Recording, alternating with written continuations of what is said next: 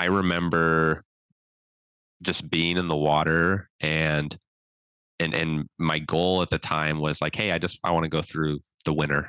I want to do this through the winter because it makes me feel good. When I get out, I feel good. But um, there was also a lot of thoughts in there of I'm just going to stay here as long as I can. I'm just going because when I'm in the water, everything that's intimidating and scary to me on the outside, everything that I deal with day to day, all of my personal struggles, I can't think of any of that.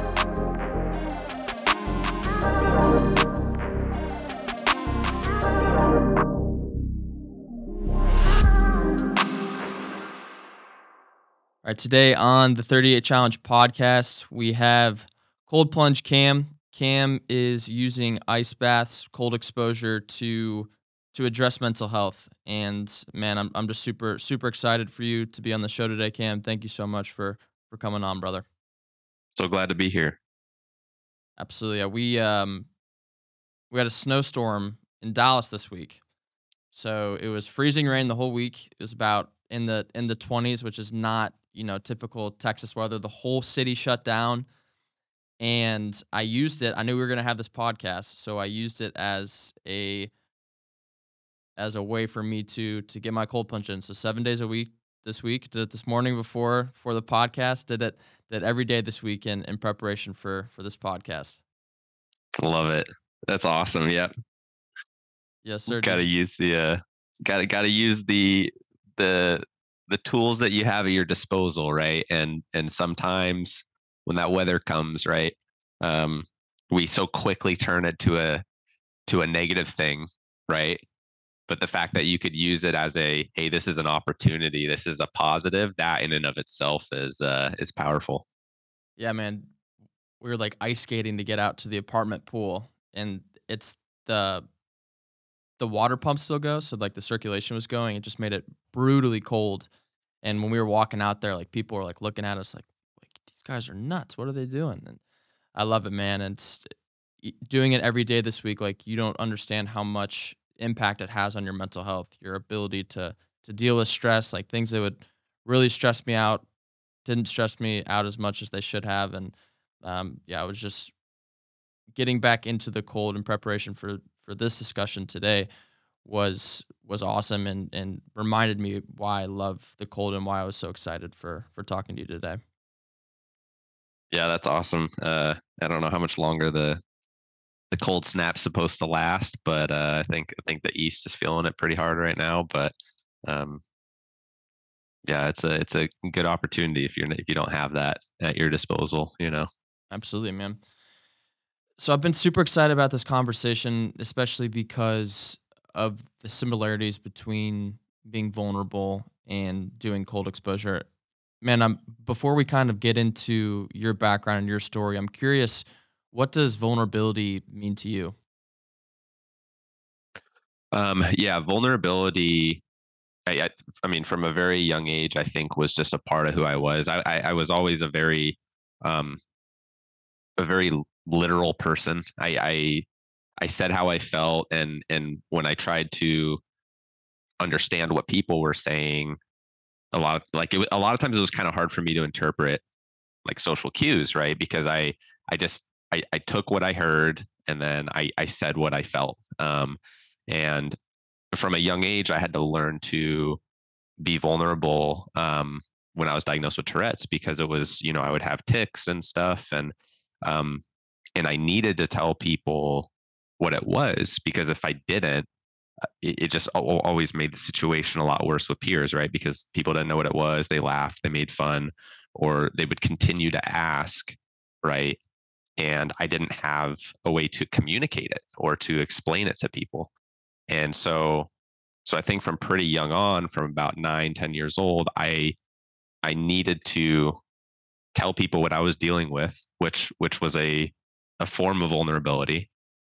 And I think very early on, I saw how that was helpful, and how that made things easier for me. And so I think I kind of adopted that mind state pretty early on, and I see vulnerability as as a superpower, and I see it as a strength because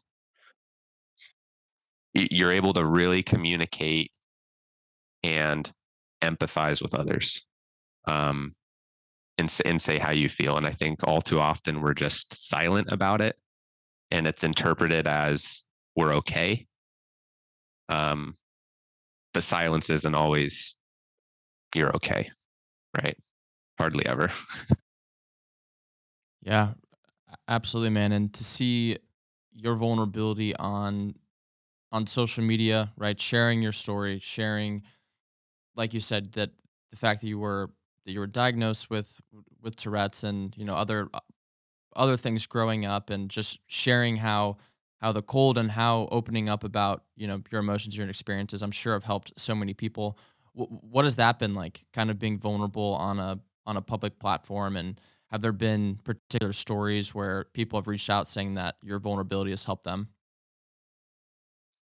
Yeah, I think probably um, the most meaningful to me has been uh, there have been a lot of parents who have reached out and said, "Hey, my son or my daughter was just diagnosed within the last year.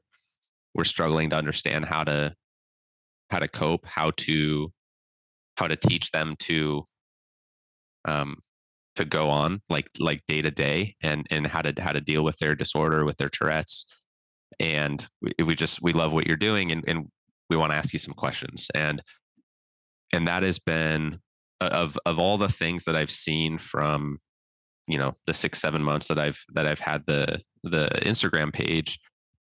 That's been the most powerful, and I think the most meaningful to me is the fact that I get to share my experience with Tourette's and what's helped me when I was a kid, and the things that my mom instilled in me and taught me, and then be able to kind of help other parents to think about implementing some of those things as well. And so that's just been that's been the most meaningful to me. I mean, if at the end of the day, right, I didn't want to do this anymore and I wanted to just close the account um and never do it again, that's success to me. Definitely, man. So what are some things that you tell those parents that helped you as a kid, kind of dealing with not only Tourette's, but you were diagnosed with OCD and anxiety as well, right? Yeah, so anxiety, so I think the neurologist, it was generalized anxiety disorder, and then OCD and Tourette syndrome at 9 years old. Um, and so pretty early on, I had a neurologist and met with them regularly. But the things that I would share with some of the parents and some of the people that would reach out, like if they were struggling, um, specifically with Tourette's, there's and this applies to beyond just people with Tourette's. There are things that you do day to day or experience day to day that affect your tics and the severity of your tics, and um, how much they bother you or how frequent they are. And some of those things are, for me at least, and what they were and still are, caffeine. Caffeine, and not that caffeine's bad, but too much caffeine, for instance, um, not getting enough sleep, playing too many video games, being out of my normal routine, such as traveling, not sleeping in my bed, those types of things, holidays, family gatherings, all sorts of things that everyone experiences or has had some type of experience with, right? Um, and so I would say, hey, pay attention to this kind of list of things and see how their tics change when you pay attention to those, or when you take one of those things out, or implement one of those things, right? And the reason I say this isn't just for people with Tourette's is because we do this on a daily basis. We go, hey, I shouldn't have done this yesterday, right? It affected me in this way. Or, hey, I need to start trying to implement this a little bit more because it improves my life this much. And so having that self-awareness and that recognition, I think early on, um, I mean, especially as a kid, starting to develop that early on is so powerful, right? Because you start to understand what works, what doesn't, and then you get to try and help other people with it, hopefully. Yeah, and all the things you just mentioned, too much caffeine, not enough sleep, holidays, travel, all that stuff. Do you think that there's an association between tics and anxiety? Because I feel like in my own life, all those things just create a lot more anxiety for me, which doesn't necessarily come out in tics, but definitely comes out in other ways in my life. 100%. And that's how mine always was the anxiety was tied to the Tourette's. And if I could figure out what helped my anxiety or what made it worse, then I knew how my tics were going to respond to, right? So very, very correlated, at least for me. Um, I think there are cases, people with Tourette's, right, where it's just maybe it's just not related whatsoever. But for me, yeah, it was so much had to do with the anxiety and how I tried to treat that. Um, would My ticks would then follow, right? Or they wouldn't. So yeah, exactly. So dealing with, these different mental health challenges, is that what got you into cold therapy? Or kind of walk me through how you got into cold exposure and how that all started. Yeah, a little bit of a different journey, I think. So I I ended up moving up to Boise, Idaho, um, br- right in the middle of the pandemic, so May 2020.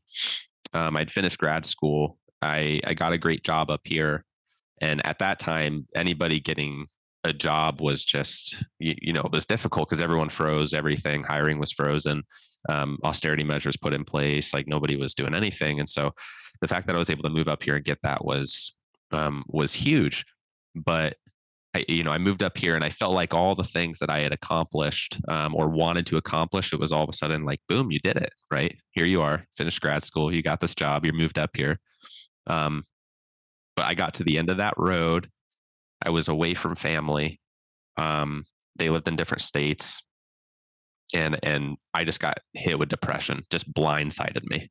And I'd never dealt with depression in the past, and I didn't really know that that's what it was at first. And so I started going to therapy um, in 2020 and to try and treat and try and understand what was going on. Can And I at the same time, I'm go ahead. I'm gonna yeah, just because I think so many of us deal with depression. How did that what did it look like in the beginning? And like I guess just how did it manifest in your life? And that to the point where you're like, is this depression? Because you said at first you didn't necessarily know that that's what it was. Yeah, because it's a good point. As an outsider looking in, like somebody, when I say outsider, somebody who may have not experienced depression before, from the outside, I saw it as something different than when I actually ended up feeling it. And so that's why I didn't immediately say, "Oh, this is depression," right? Because what you see as depression or what you hear as depression is very different or can be very different to what you personally end up experiencing as depression. And I think that's why there's been a stigma or at least a misunderstanding of what it really is. And when I experienced it, um, for me, it manifested as physically as like just a paralysis where I didn't want to do anything. I didn't have the energy. It wasn't it wasn't clear in my head what I should be doing. Um, there didn't feel like or seem to be a purpose in doing it. The purpose just wasn't there. Um, and I started getting very what's the word, existential. I started getting very, you know, like what are we doing, right? Just Yeah. a high level. What are we doing? What is this place? Where are we? we're like, what's the point? And I started kind of having these thoughts that would just, um, that would happen all the time like that, just constantly. And so that's how I think it manifested for me, was just a lot of, it just felt heavy, right? It's just heavy. Um, no motivation, or kind of no clarity as to what I should do, or even why. Um, and just feeling like there must be something better somewhere else, right? Yeah, man. And that's I don't love asking that question, but I think it's super helpful because I think depression can look like paralysis, right? Everything looks so big. Everything looks so hard. It could be anything from like, when I experience it, it's like any decision that I have, from like going to the laundry, it's like I'm overthinking it, right? It's like you said, like what's the purpose? What's the point? How do I go about doing this? Like just like simple things like that. So I think for people to understand that if this is a feeling that they're dealing with right now, it's one, it's normal because everyone will deal with depression. And two, you need to understand it so that you can start to combat it. Was there like a rock bottom for you? Like is there a particular moment where you remember thinking like, man, I need to get help? It's a good question. I'm trying to think about it. I think the rock bottom for me is, it's also kind of, it's related to the cold stuff, and I think that's why this all meant so much to me. Um, and why I started the page was because, I started going to therapy, just more traditional therapy.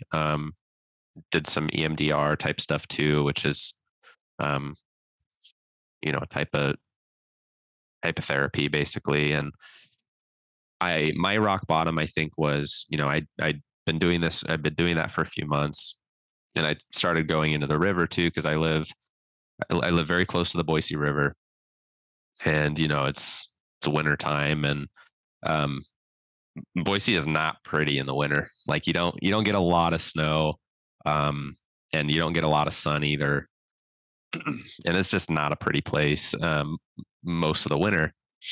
And I, I remember just being in the water, and my goal at the time was like, hey, I want to go through the winter.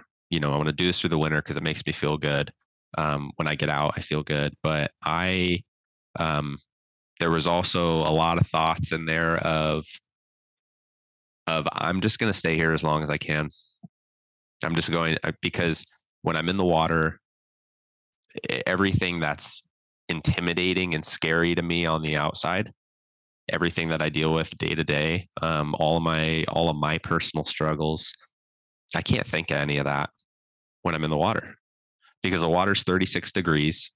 My brain's just trying to survive. I'm just trying to breathe.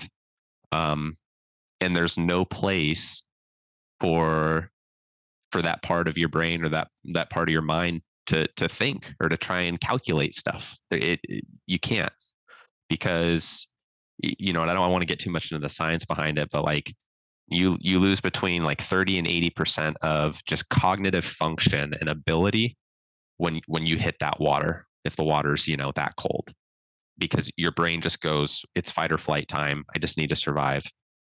And so some days in there, I was, there was nothing for me to look forward to. There was nothing um, I was excited about. I couldn't feel any emotions. And but when I was in the water, it, you know, it was okay not to feel anything, right? That's just, it was this escape, and it was like, I'm just going to stay in here as long as I can. And so, I mean, and I don't recommend doing this, because obviously there is a safety hazard behind that, and I want people to be safe. Um, but there were days where it was the water's 36, 37, 38 degrees Fahrenheit, and I'd stay in there 14, 15, 16, 17 minutes, Wow. until my vision would kind of start to close in, right? And it would be hard for me to control my eyes, and I'd get tired, and which are all classic signs of hypothermia, right? But I would fight off the shivering for so long because I would try and incorporate some breath work, or like some, just some breathing strategies and stuff like that. But I would just push, because it was like, when I'm in here, this is it. And I don't have to think about any of the stuff going on at the outside, on the outside. And I can just be here. And those were moments that were scary. And looking back, I think, I'd want to be more careful, and I shouldn't have done some of that, right? But yeah, I don't know how else to describe it besides, it was like, you know what, if I go out this way, it's, at least it's, it's in a nice spot, and it's cold, and and I'm not overwhelmed. I'm just here, Yeah, man. you know. It sounds like the cold was a way to obviously it's a very healthy way to cope and to deal with the stresses and the anxieties and depression. But I mean, do you feel like pushing it to 15, 16 minutes was kind of like a do you think that was like intentionally putting yourself in like a dangerous situation, or was that the purpose, or was it just like I'm going to see how long I can push it because nothing else matters while I'm in this water? Like, do you think there's some intentionality between? I mean, because that's a dangerous amount of time in that cold of water. Yeah. And yeah, man, sorry, I'm emotional because it's, haven't haven't shared that super in depth. I mean, I've shared that I've pushed, but I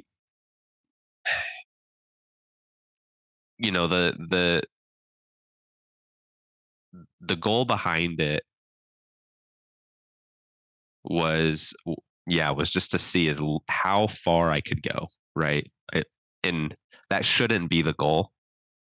For people who are wanting to get into cold exposure, that shouldn't be the goal at all. And when people want to compete and stuff like that, a lot of times I'm like, hey, that's not the point.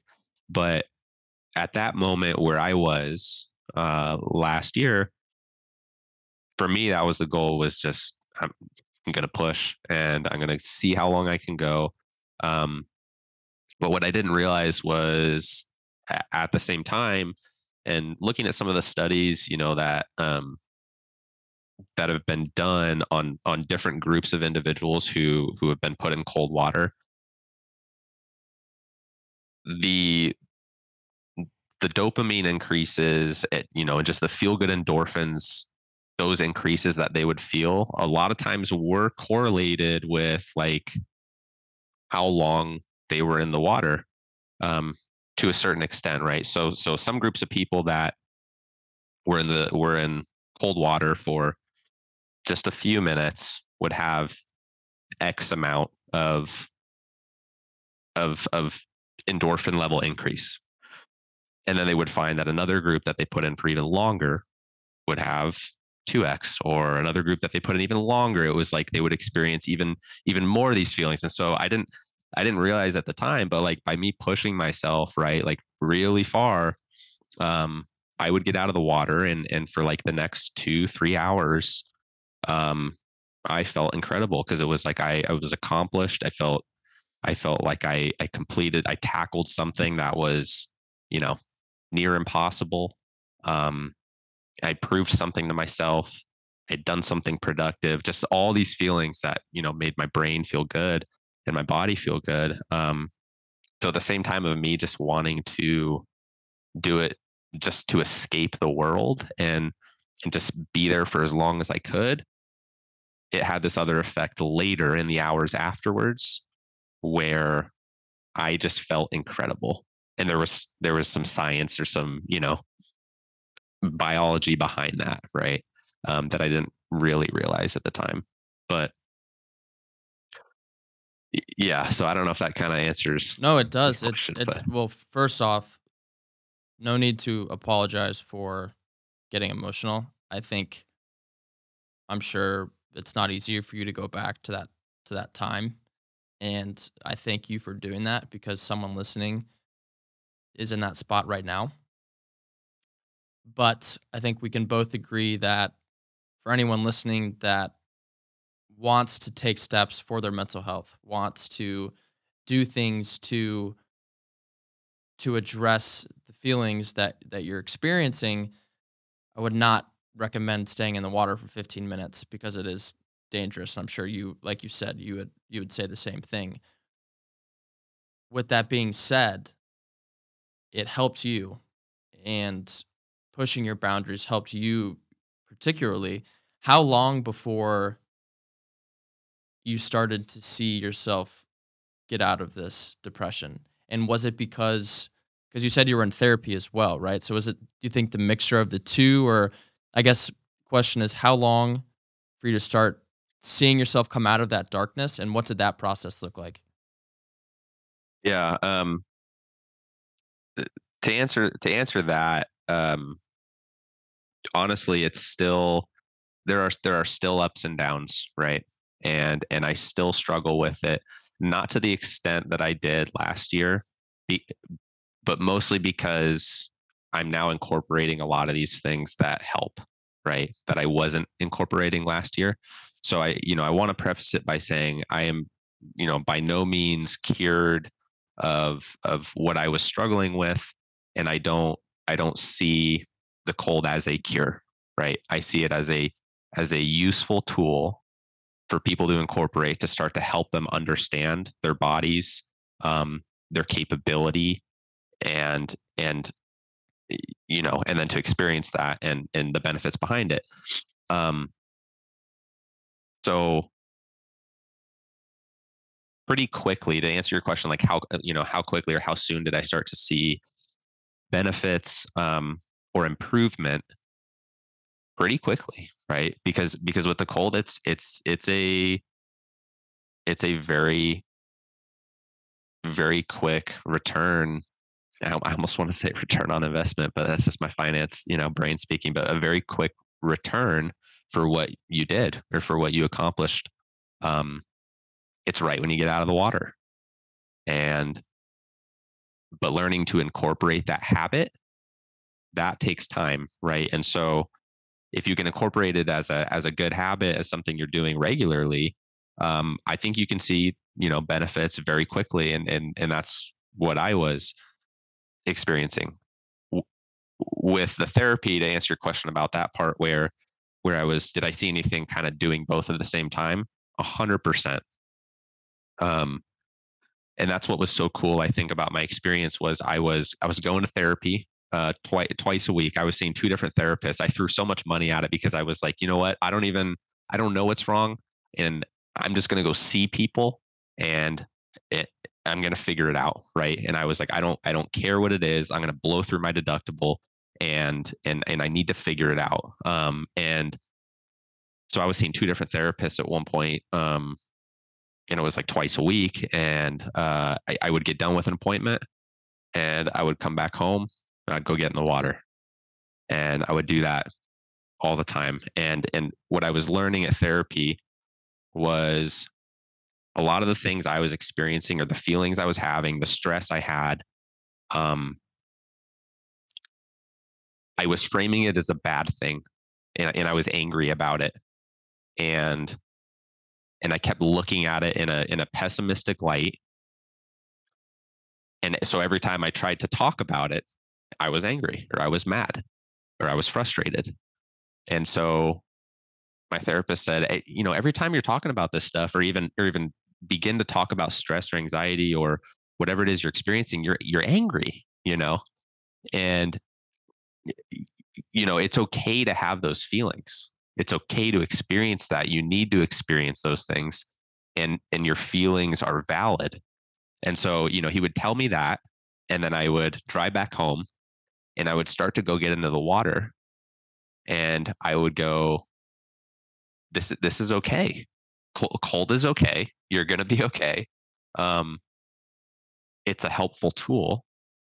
It's temporary. And so then I started bridging these two gaps between stress and your anxiety and what you deal with on a daily basis, and then the cold, and how it was just the perfect example of how you can take a difficult situation or a difficult symptom or whatever you're dealing with and start trying to learn how to reframe it as something that is helpful or something that can teach you something.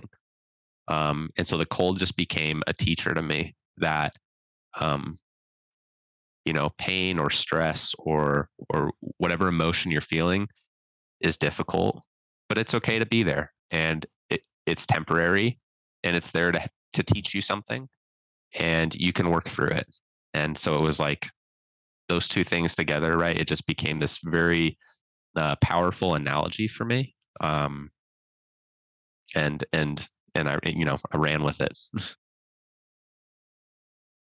What do you think? You just touched on it, but if you were to summarize the biggest lessons that the cold has taught you, what would those lessons be?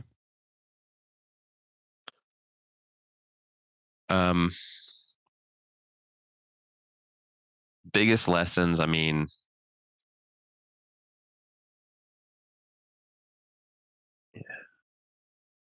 I think too often we frame things as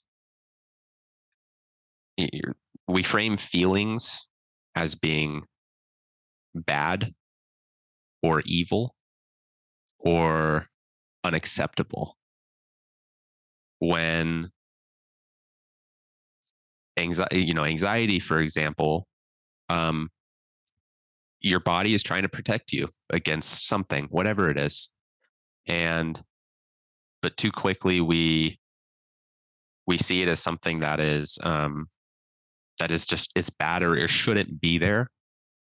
And I think that's one of the things that Cole taught me was if I could walk outside and I could just instantly, and how most people walk outside, right? If it's a really cold morning, right, you walk outside, you forget your jacket, and you just, you know your brain hates you, right? Like there's something happens where you feel daggers on your body, and you're like, gosh, this is cold. Right.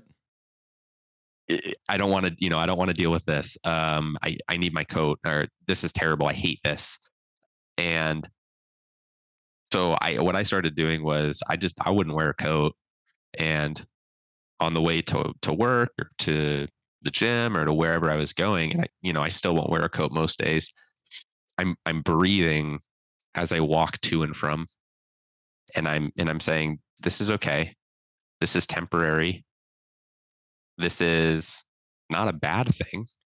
And it's something you can deal with. It's something you can overcome. And so trying to use the cold as, you know, as practice for when you have a very difficult moment, or a trial or a tough experience, you can then implement that same type of breath work and mentality into those areas of life, right? And it's not an easy, it's not an easy thing. Like, I'd been doing it for a while, and then there were situations where something happened that really, really triggered my anxiety, and I just lost it, right? And I was like, dang, I really failed on that one. Like, I didn't get to, incorporate the breath work and take a step back and stuff. But it takes some practice. But I think it's a really interesting tool to start reframing how you see your daily stressors, whatever they may be. 100%, man. And I think anyone who has done cold exposure, especially for their mental health, because I get that thought often. It's like you get in, it's like, what are you doing? Like get out, and then you breathe into it and you sit there and then you get calm. And it's like this too, like anything else in life, shall pass. This freezing cold experience that I'm going through right now in just a few minutes is going to be done and I'm going to feel awesome. And what I love about the cold in comparison to our mission at the 38 challenge is our mission is to challenge a stigma associated with asking for help by doing hard things. Every time you go into the cold, when you're walking out there, you feel your cortisol rise. Like you get a pit in your stomach, right? And you're like, this is gonna suck. I do not want to do this. Like you might be different because you're kind of nuts when it comes to stuff, but like I'm never excited for I'm like, man, this is gonna suck. And it's the same exact thing with being vulnerable and asking for help. The thought of asking for help, the thought of being vulnerable, the thought of having uncomfortable conversations, that part, the anxiety leading up to it is way worse than actually doing the thing.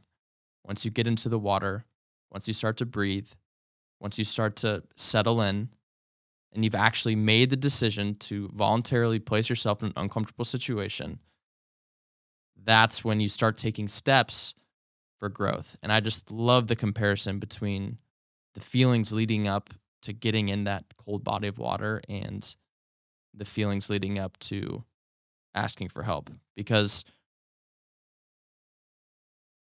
depression and anxiety, that sucks way worse and is way harder than asking for help and staying in that cold water, as you've so beautifully laid out for us so far. Yeah, and I think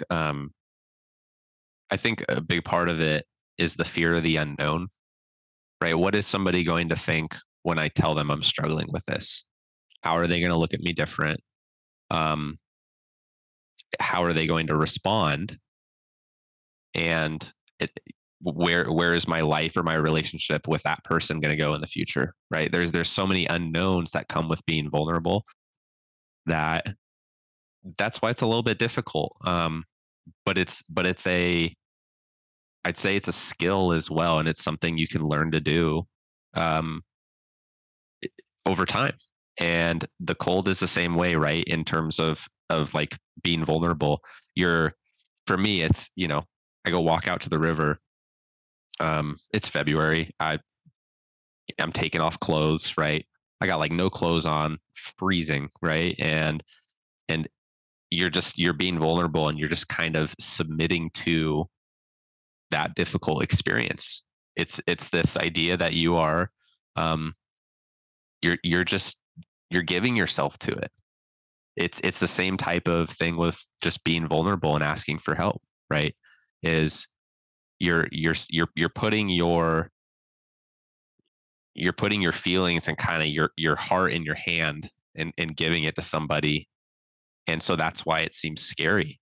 And it's the same thing with the cold. You especially if you haven't done it before, you don't really know how you're going to respond. And you don't see why you're doing it. It's hard to see why you're doing it.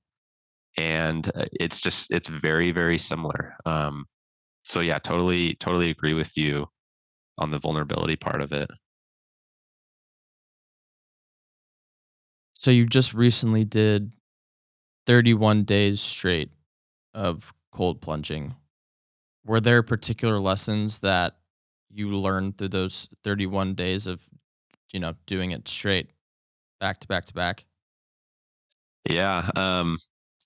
And that was something new for me that I just wanted to do with everybody because I've never done 31 days in a row. I was doing about 2 to 3 days a week, was about my cadence, and doing it 31 days in a row was going to be a challenge, and that's what it was. I think one of the biggest things I learned through it was two things. The first one was this one's probably not like that meaningful, but like pacing myself. So knowing that I'm going to do it for 31 days in a row, the amount of time I spend in the water each day, it does kind of add up, and your body does exert a lot of energy the more time you spend in the water, right? And so I knew I needed to pace myself and make sure I could get through all 31 days by not staying in there 10 minutes every day, right?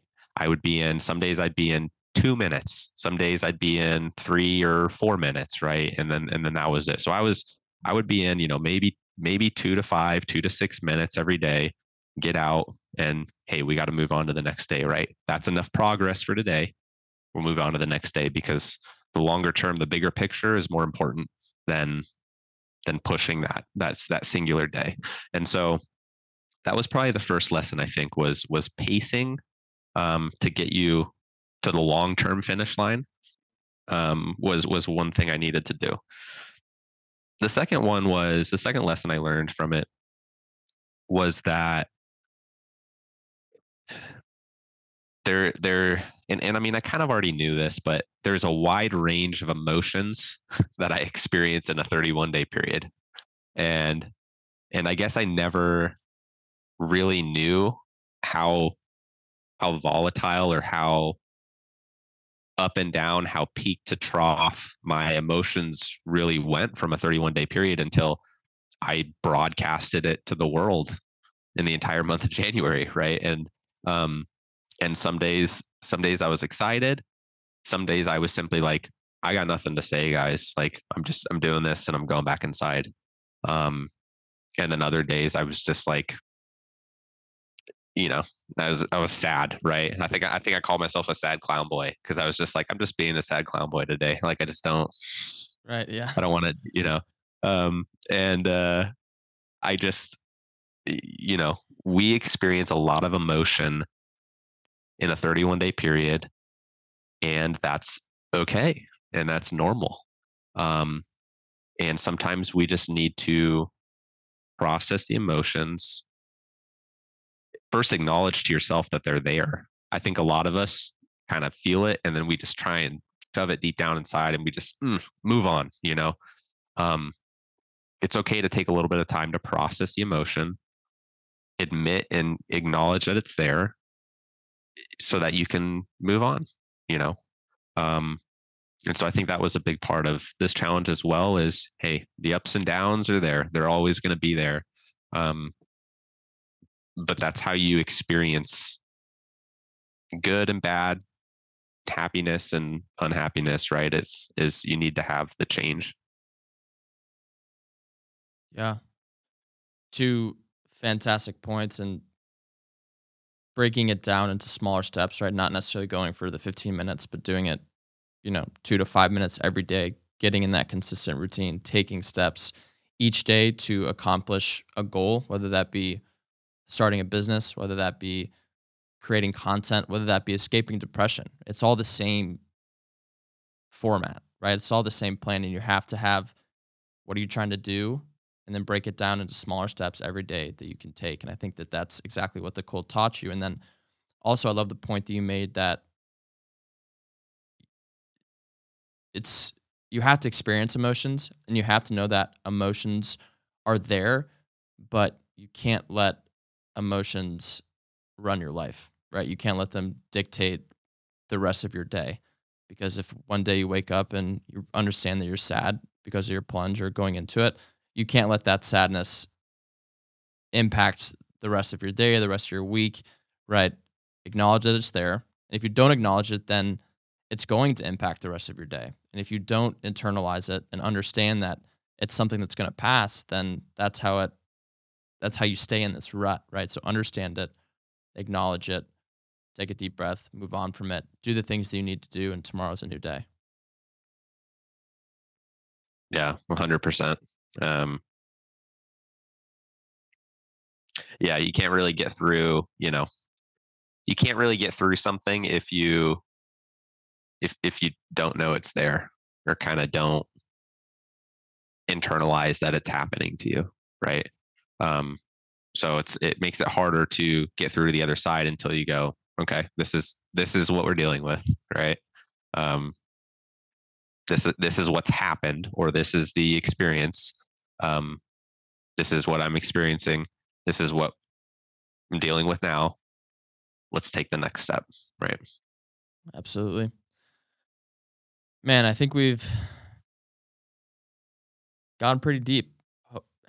Hopefully this has helped some people understand that what they're going through right now is going to pass just like anything else. And you have to take hard, uncomfortable steps every single day, but that over time might not become 100% better, and that's all right, but it becomes manageable, right? And you'll start to live and you will start to see the light. How would you recommend someone get started with cold exposure? Yeah. To answer that, I mean, using exactly what you just said, basically, is small steps, right? So, especially with the cold, I mean, if you haven't done it before, there's, you want to step into very, very slow, and I think cold showers are a good place to start. But starting to understand, one of the first things that somebody who hasn't done it before should understand is that there is a very close tie, or there's a very close relationship between your breathing and the cold, and then stepping into the cold, right? So your breathing and the stressor. So very early on, as you start trying to step into it, or adopt a cold practice, understand the relationship, how your breathing changes, and then how you can, you know, utilize your breath to work through the situation. So deep, slow breaths. And that's before I even get in, right? Is deep, slow breathing, because the breathing is what's going to bring your heart rate back down when you feel that initial spike. Um, and it's just, that's what's going to be used, and you're going to incorporate in other places in life too, right? So cold shower is a great place to start. I mean, if you have other resources, right, you can, there's tubs you can find at farm supply equipment stores, right? You can get a Rubbermaid 100-gallon tub at like a Tractor Supply Co. or an Ace Hardware. You can do, things like that. You can get an ice barrel. You can get all sorts of stuff to start making it easier for you to step in, remove all those layers of resistance that's kind of keeping you from doing it. For sure, man. Yeah, looking for Ice Barrel. We've got some cool things going on with Ice Barrel here coming up. I know they're both mutual friends of ours, and yeah, look at Ice Barrel. If you have the means, I think that's a great way to get introduced to the cold and to the ice, and yeah, anything you can do, right? I went out to my apartment pool because it was cold outside, and like that worked beautifully. It was cold as hell. And what I realized today, actually, this morning when I was doing it, is because a lot of people talk about this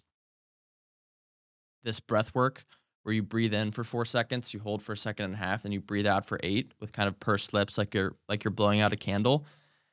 I realized for me in the water, when I feel the most comfortable, I'm doing that, and I didn't even understand that that's the cadence that I was doing. Was that kind of 4 seconds in, deep breath, hold it for a little bit, breathe out like you're blowing out a candle or blowing out a straw. And then you start to understand that psychologically and biologically, this is what's happening when you're breathing in the ice. And then, like you said, you take these lessons and you apply them to the stressors of everyday life. Yeah, 100%. And kind of going back also to just like other things you can do if you want to experiment with it, or try and step into it, is putting your hands in a bowl of ice water, for instance. Like, seems silly, but that'll help teach you, or help you see the kind of the brain body connection a little bit between what your hands are feeling, which it's painful, right? It's your hands actually kind of hurt from your body reacting to the cold and your blood vessels constricting and everything. But starting to learn how your brain and your body intersect as you have that experience and what your thought process is as you do it versus what you're feeling, that type of stuff.